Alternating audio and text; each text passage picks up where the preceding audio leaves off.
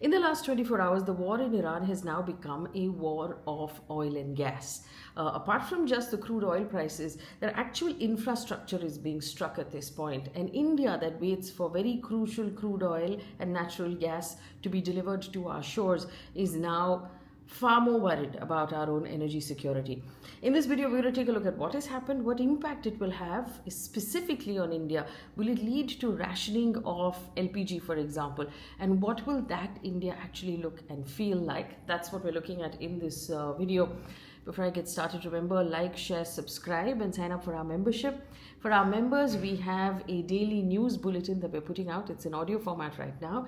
It is curated, fact-checked, put together in the least triggering way possible for you. Let's get started. What triggered this conversation? Israel struck South Pars, the world's largest natural gas field located off the coast of Iran's Bushehr province. That single strike changed everything. South Pars contains about 1,800 trillion cubic feet of gas, according to Reuters. That is enough to meet the entire world's energy needs for the next 12 to 13 years. For Iran, it is extremely critical. 80% of the country's electricity comes from that one gas field, apparently. Hitting it, in every sense of the word, was a strike at the heart of Iran. Iran's response was immediate. It was devastating. On Thursday, Iran intensified attacks on Gulf Arab energy sites, hitting Saudi's refinery in the Red Sea, Qatari LNG facilities that was set on fire, targeting Kuwaiti oil refineries. A ship was set on fire off the coast of UAE, and another one was damaged off the coast of Qatar. Kuwait's Mina al-Minadi refinery, one of the biggest in the Middle East, with a capacity of 730,000 barrels of petroleum per day, was struck with Iranian drones, sparking a fire. The Mina Abdullah refinery nearby was hit shortly after. And in Abu Dhabi, authorities were forced to shut down all operations in the gas facility and the oil field, calling Iran's overnight attacks a dangerous escalation. In Qatar, the world's second largest LNG exporter, a ballistic missile attack onto their gas complex started 3 fires and caused extensive damage. Iran has made it crystal clear that it is not done. This is not the behavior of a country that is looking to de-escalate. One Iran spokesperson said, and I'm quoting here, "We warned the enemy that you made a major mistake by attacking energy infrastructure of Iran. If this is repeated again, the next attacks on your energy infrastructure and that of your allies will not stop until their complete destruction." End quote. I mean, this is a declaration that in itself right now is a weapon and at the same time a casualty of this war. Now, this is where things get geopolitically sticky, because the two chaps who started this whole thing, which is Trump and Netanyahu, seem to be publicly disagreeing on this one particular strike. Trump told reporters in an Oval Office briefing with the Japanese PM that he neither agreed to or approved Israel's strike on South Pars. He said, and I'm quoting him, he said, "I told him don't do that." Netanyahu responded saying Israel was acting alone. He agreed to Trump's request to hold off any further strikes on that gas field. Now, here's the twist. There's one report from two people who spoke to the Hindu on condition of anonymity that said the US was actually made aware of Israel's plan and Israel's targets were being coordinated with the US. So there are obviously conflicting reports coming in, and when we are dealing with a man like Donald Trump, you never really know what the truth is. But it does seem at this point that Trump is distancing himself from Netanyahu, from a strike that he may have approved but is now turning into a complete, for want of better terms, a hot potato. Gulf states are furious with all of this. This matters because for Gulf nations that host American assets, Iran has already been targeting them, and they cannot afford targeting onto their, onto their fuel establishment or their infrastructure.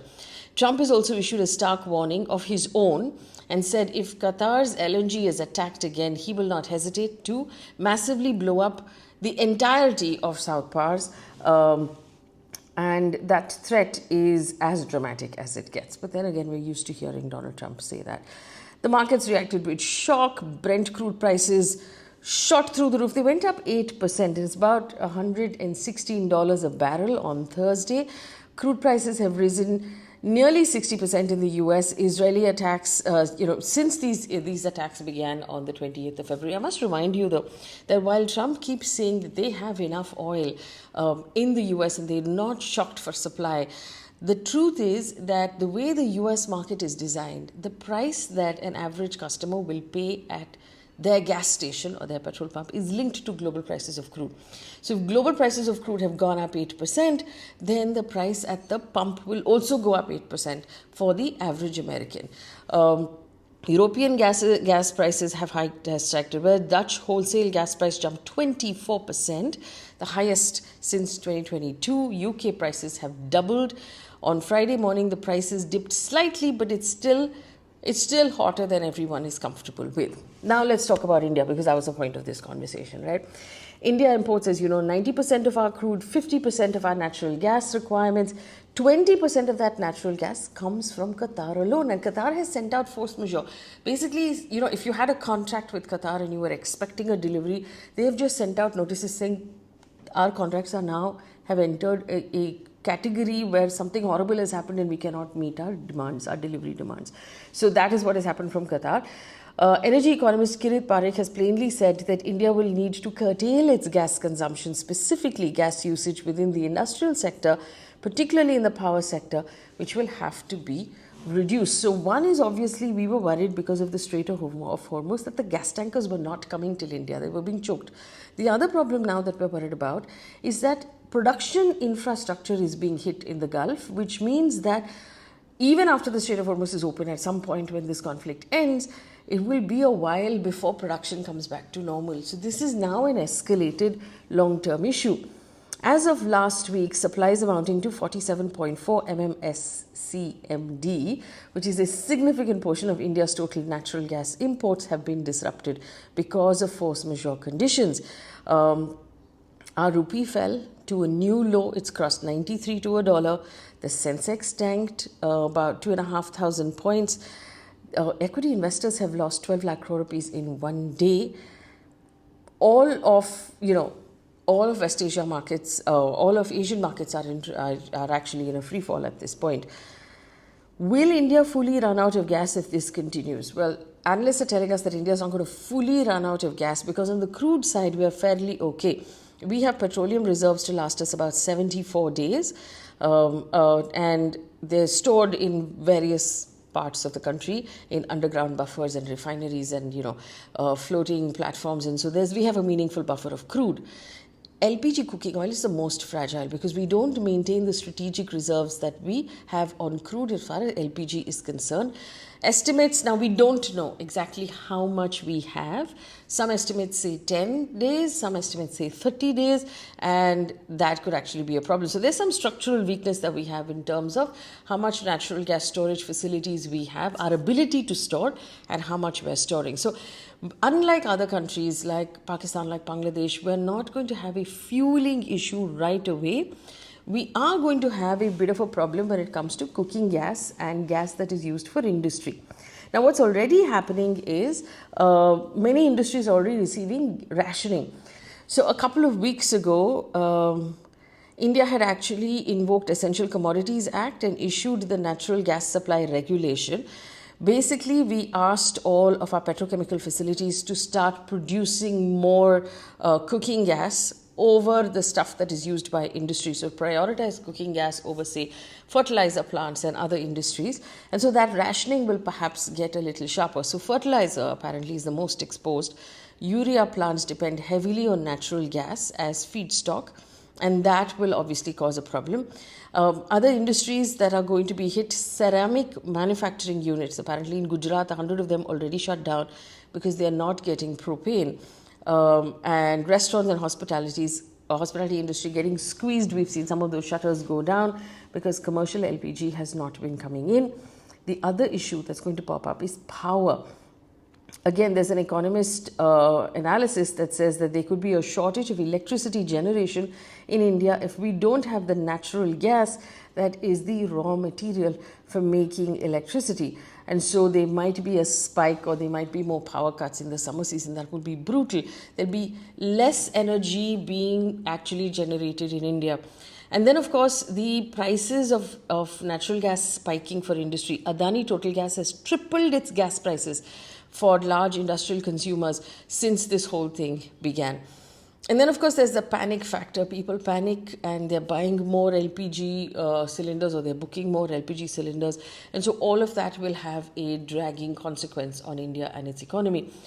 Macroeconomically, Reuters estimates that if oil stays above $100 a barrel for 12 months, India will see a sharp drop in our growth and a sharp rise in inflation. I mean, you know how that works. If fuel becomes more expensive, then everything that comes into our cities on the back of trucks, which is simply everything, will become more expensive. So according to rating agency ICRA, India's current account deficit could go up maybe 2%. The government expenditure will go up again by 3.6 trillion rupees if oil stays at that level. So India's Ministry of External Affairs has said this is deeply disturbing, and attacks on these oil fields are unacceptable on both sides. The question is, what happens now? Gulf countries like Saudi Arabia, Qatar, Kuwait, UAE have not retaliated militarily against Iran. Remember, they have intercepted Iran's missiles in the air. They have not retaliated. The Saudi foreign minister has said that his country reserves the right to take military action as deemed necessary, and he warned Iran that this could backfire politically and morally. Qatar has expelled Iran's security and military attaches from their country in the last 24 hours. Qatar's emir has told the French President Macron that Iran's attack is a dangerous escalation that threatens security and stability of the region. So there are many questions here. Iran is obviously using power as a pawn in this chess game. What it's doing is it's choking the power resources of the whole world in an attempt that the whole world will put pressure on America and Israel to stop and to go away. Now, it seems like a sound strategy on the face of it, but what they're also doing, which they've been doing from day one, is alienating their Arab neighbors and pushing that envelope perhaps as far as it can go. The question is, has it gone far enough? And at what point will these Arab neighbors retaliate militarily and start hitting Iran back again? Because once that happens, then this is no longer Israel, Iran, US. This is the entire neighborhood. And remember, everybody has stakes in those neighborhoods. Everybody has businesses. Everybody has money going in and out. Everybody has family. There's a lot at stake in that neighborhood. So it all depends now on whether US and Israel decide that enough is enough. We're going to stop.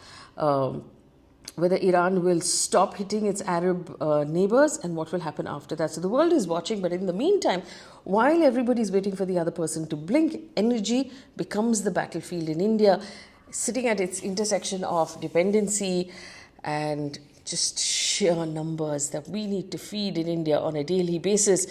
It really is a situation that no one wants to see play out. This ending as quickly as it can is ideal for everybody involved. And I think that's what everyone across the board is going to be hoping for. Leave me a comment in the comment section if you believe that it's what it would take to get the three countries involved really at the heart of it, which is US, Israel, and Iran, to make this stop.